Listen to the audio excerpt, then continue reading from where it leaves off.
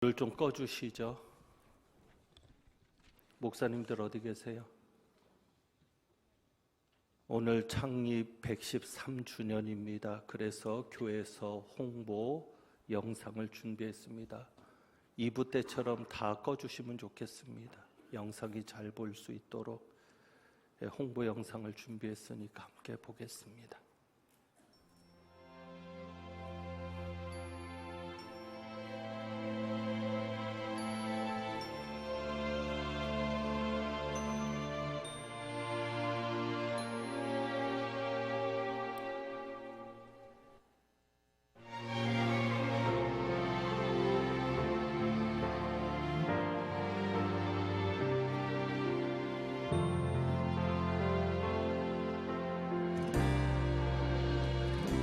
진정한 예배가 숨쉬는 교회, 주님이 주인 되시는 교회, 믿음의 기도가 쌓이는 교회, 최고의 찬양을 드리는 교회, 말씀이 살아 움직이는 교회, 성도의 사랑이 넘치는 교회, 섬김과 헌신이 기쁨이 되어 열매 맺는 아름다운 교회, 주님의 마음 닮아서 이웃을 사랑하는 교회,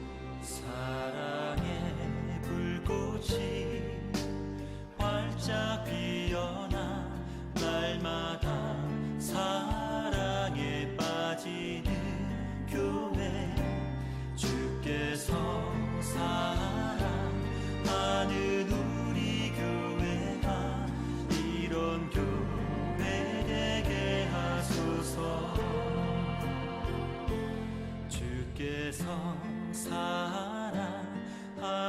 우리 교회가 이런 교회 되게 하소서.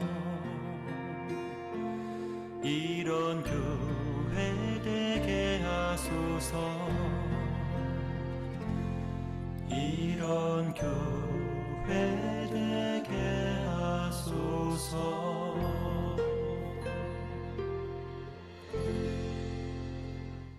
오늘 있게 하신 하나님께 감사와 영광의 박수 돌립니다.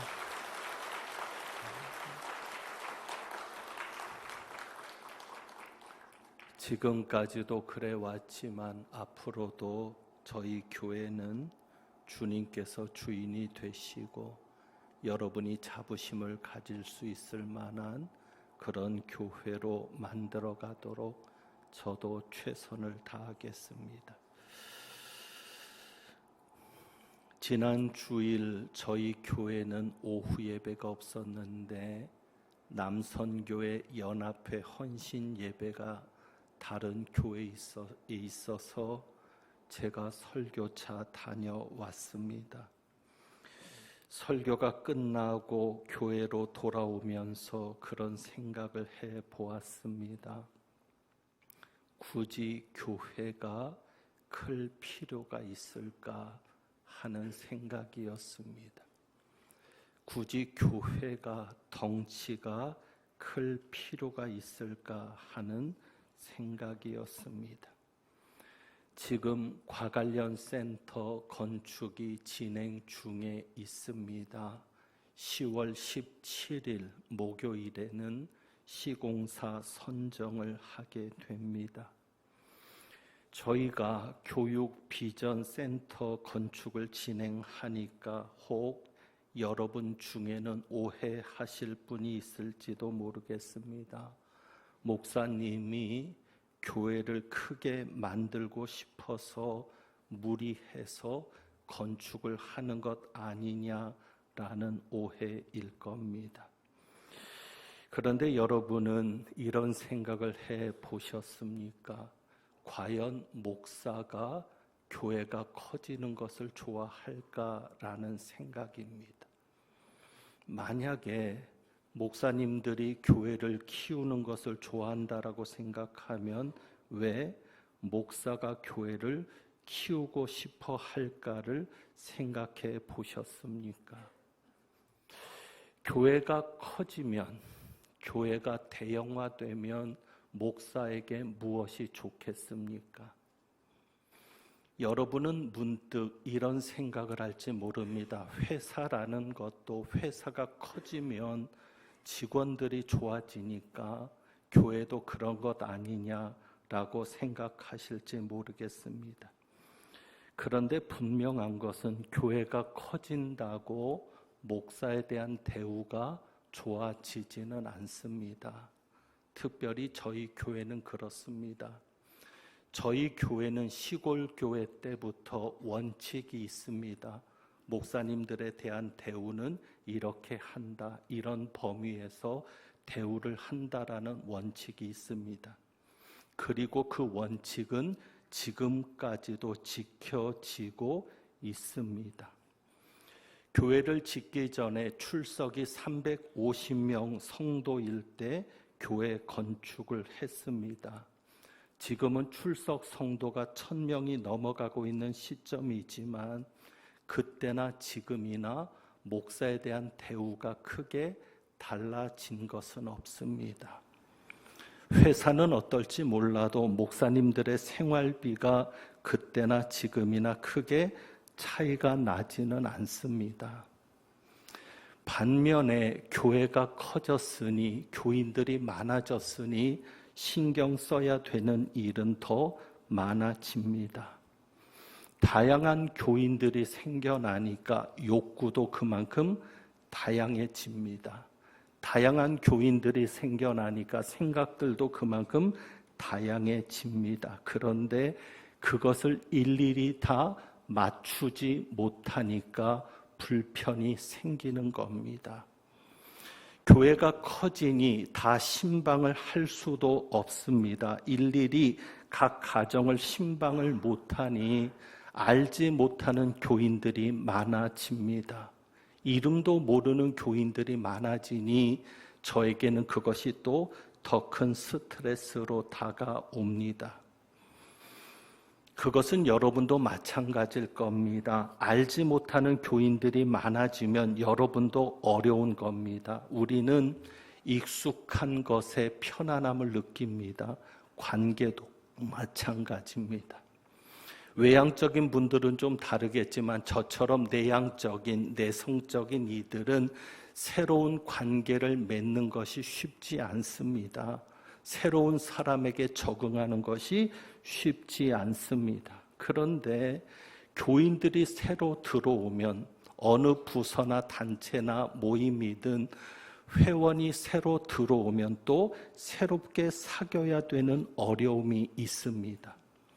비위를 맞추는 것도 쉽지 않습니다. 그냥 교회가 커지지 않고 일정 규모가 돼서 10년이고 20년이고 지나가면 친해지거든요. 가까워지거든요. 그런 것이 편한 것이지 새로운 관계가 확장되는 것이 절대 편할 수는 없을 겁니다.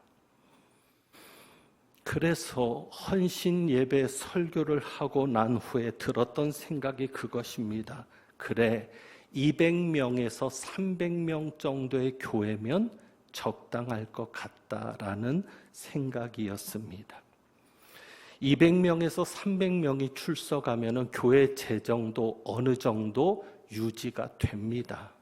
그리고 이웃도 돌아볼 수 있고 선교도 할 수 있는 정도의 규모가 됩니다.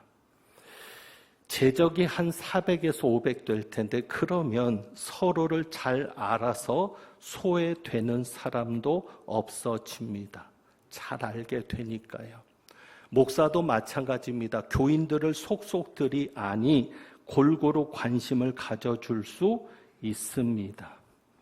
1000명이 넘어가니까 똑같은 관심을 가질 수가 없습니다. 그래서 그런 생각이 드는 겁니다. 군중 속의 고독이라는 말이 실감이 납니다. 군중 속의 고독.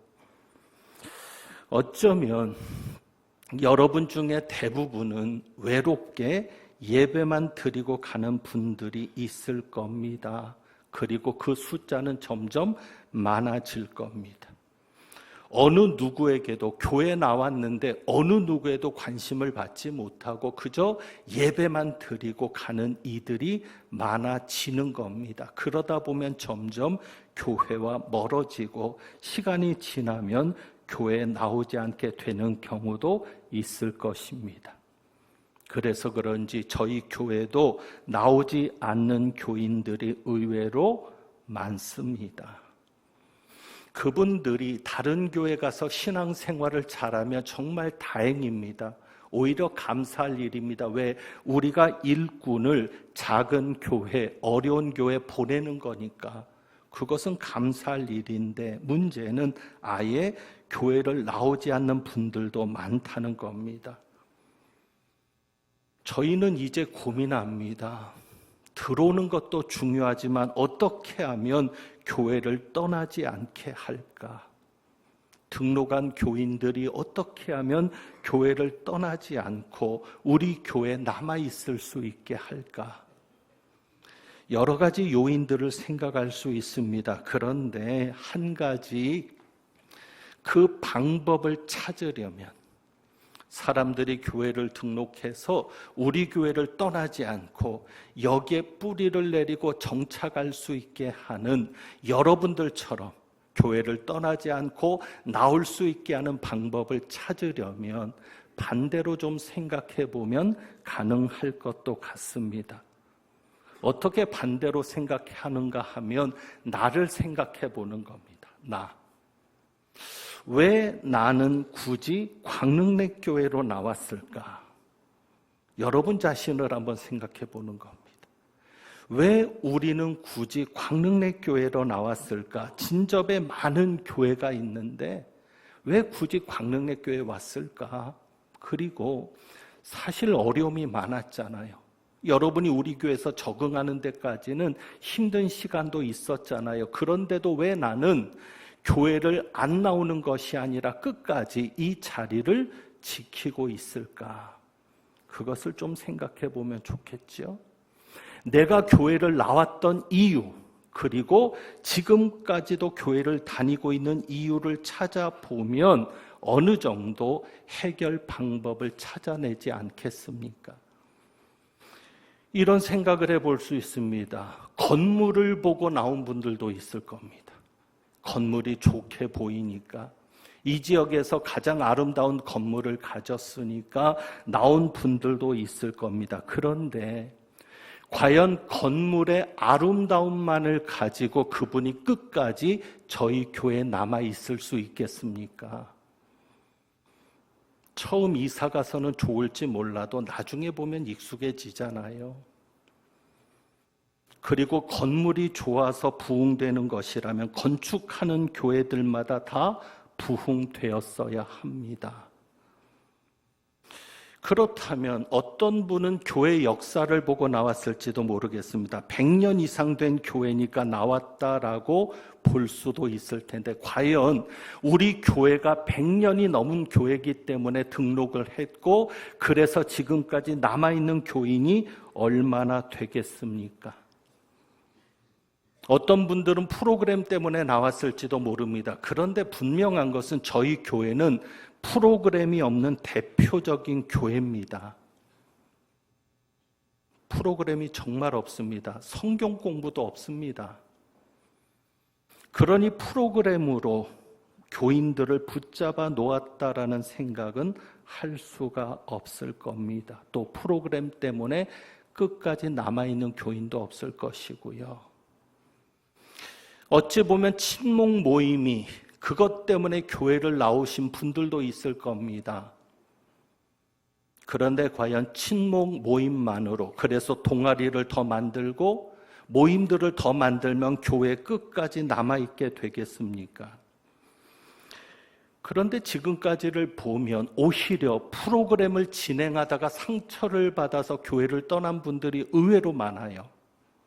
오히려 그 프로그램을 안 했으면 좋았을 텐데, 그리고 오히려 그 모임을 안 만들었으면 좋았을 텐데, 수채 그런 모임이 없었으면 좋았을 텐데 서로 친목을 도모하고 모임을 갖다가 상처를 받아서 안 나오는 분들도 의외로 많습니다. 그런 것을 보면 정답은 없는 것 같습니다. 과연 정답이 무엇이겠습니까? 오늘은 교회 창립 113주년 되는 주일입니다. 제가 교회 창립 94주년 때 저희 교회에 부임을 했습니다. 그때 제가 광릉랜교회로 올 때 품고 왔던 말씀이 요한복음 6장 68절입니다. 우리 한번 이 말씀 다시 한번 읽어볼까요? 요한복음 6장 68절. 같이 읽습니다. 시작. 시몬 베드로가 대답하되 영생의 말씀이 주께 있사오니 우리가 누구에게로 가오리까? 아멘. 요한복음 6장은 예수님께서 오병이어 보리떡 5개와 물고기 2마리로 5,000명을 먹이신 후에 했던 설교입니다. 이 설교의 중심은 35절에 말하는 것처럼 나는 생명의 떡이니라는 말씀이 중심입니다. 그러니까 예수님께서 자신이 생명의 떡이 되심을 말씀하는 겁니다. 너희가 육신의 떡, 오병이어를 먹고 배부른 것에 만족하지 말고 생명의 떡인 나를 먹으라는 것인 그런 중심의 말씀이었습니다. 그런데 뜻밖의 제자들의 반응이 60절에 나옵니다. 60절에 보니까 제자 중에서 뜻밖의 반응이 나옵니다. 어떤 반응이요? 여럿이 듣고 말하되 이 말씀은 어렵도다. 누가 들을 수 있느냐? 이 말씀이 어렵다. 도대체 누가 이 말씀을 들을 수 있겠느냐고. 그래서 66절에 어떤 결과가 나오냐면 66절이죠. 그때부터 그의 제자 중에서 많은 사람이 떠나가고 다시 그와 함께 다니지 아니하더라. 예수님과 함께 다녔던 많은 사람들이 예수님을 떠나간 겁니다. 무엇 때문에?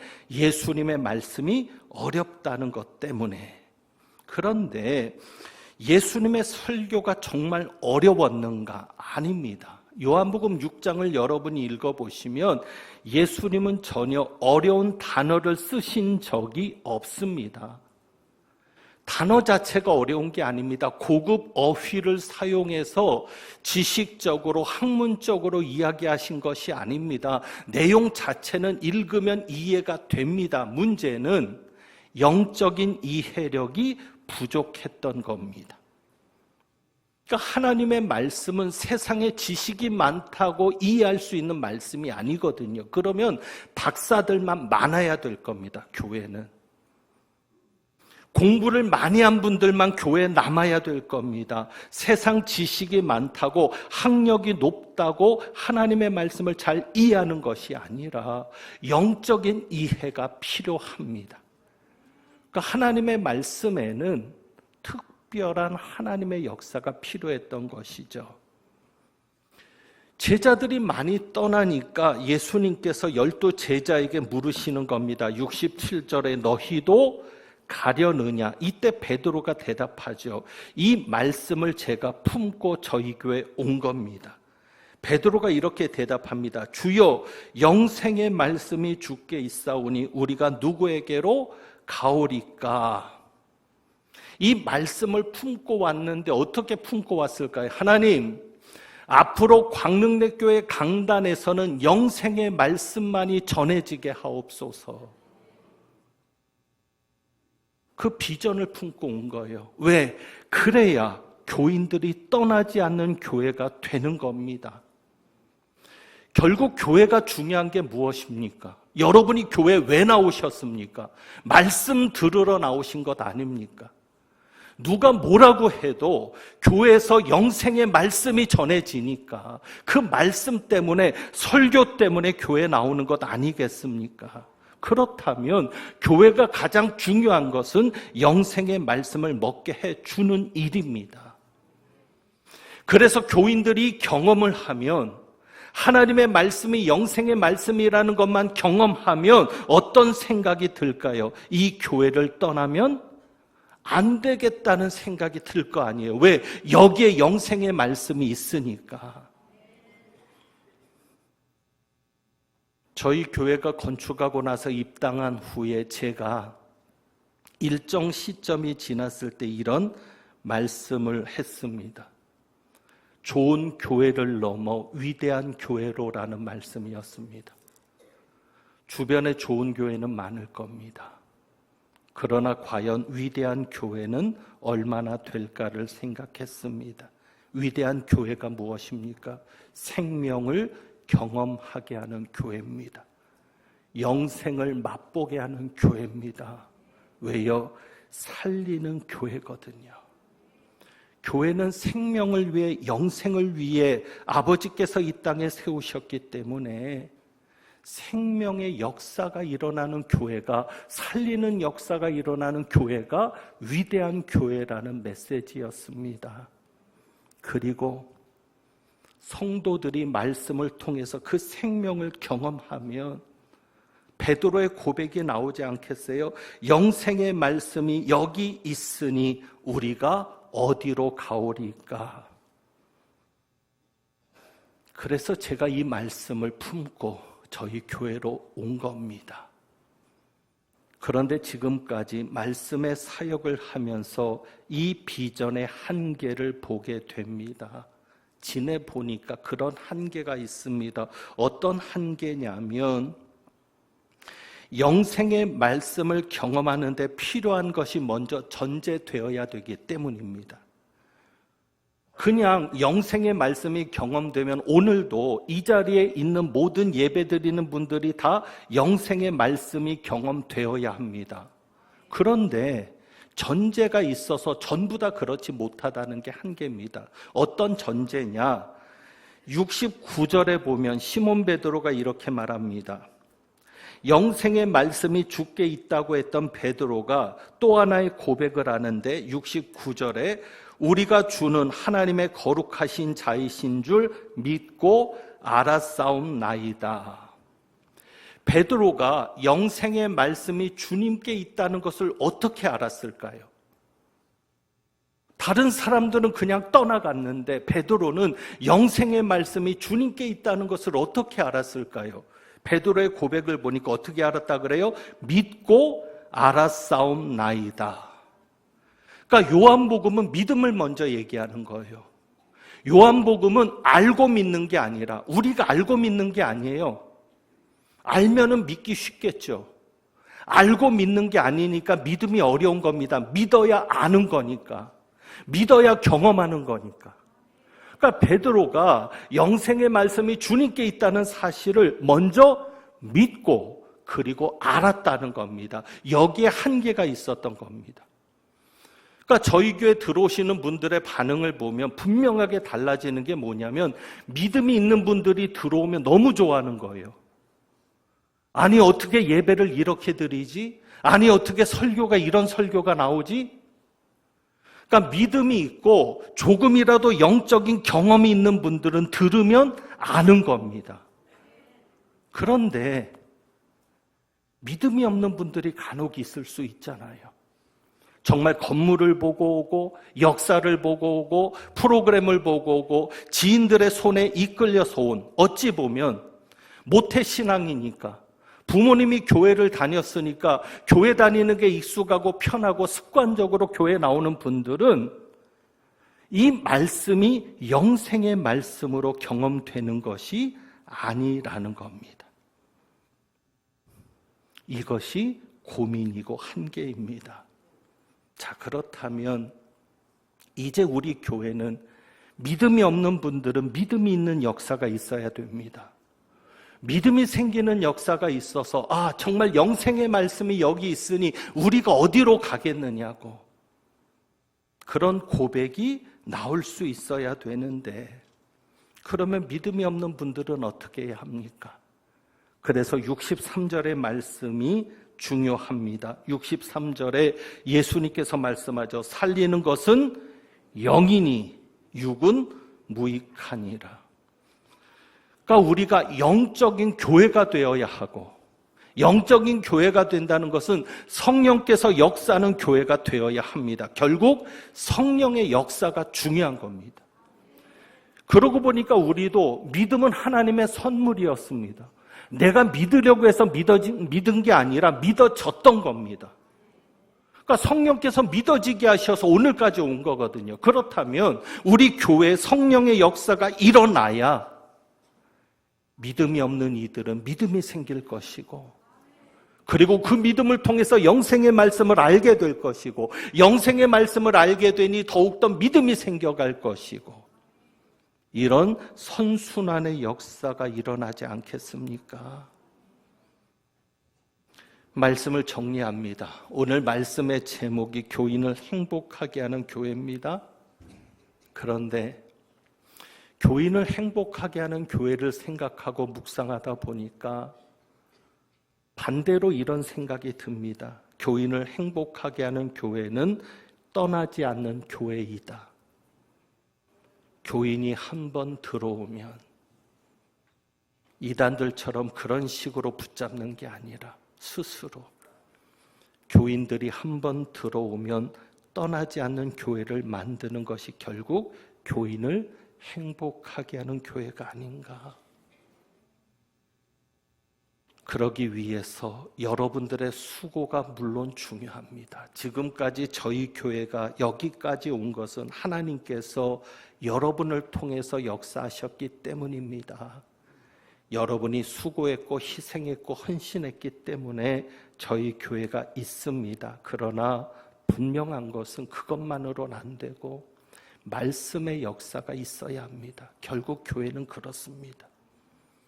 식당은 음식 맛이 좋아야 되고 교회는 영적인 양식의 맛이 있어야 됩니다.